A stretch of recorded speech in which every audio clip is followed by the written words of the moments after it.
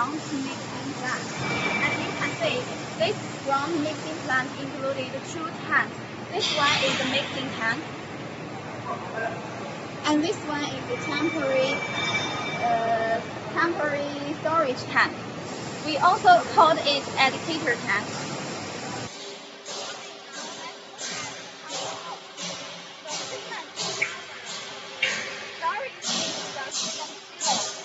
And the cement powder will be discharged into the mixer, and also the water will be pumped by the pump station also into the mixing tank.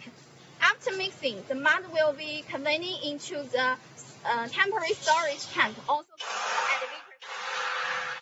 And after the line, the mud will be conveying into your machine. Okay, that's the mixing station. Okay, let's look at some videos. The cement powder will be loaded into the mixing tank. The roller shaft will be driven by the motor. The finished mud will be conveyed by the tube. And through the centrifugal sand pump. Through the tube into the temporary tank. Repairing tube. And when we want to repair it, we can turn on the butterfly valve.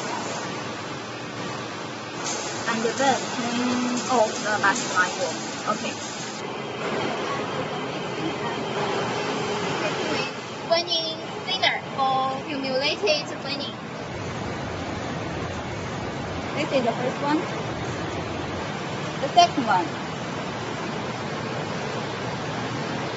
And the third one. Okay, now let's look at the aviation tank. And you can see there are two tubes, discharge point of this tank. This one is the discharge point. It's equipped with a pneumatic butterfly valve. When you want to discharge the mud, you can just open it and then connect directly with your machine. And when we want to repair or clean this tank, we just turn off the discharge port and opening the manual butterfly valve to cleaning and repairing.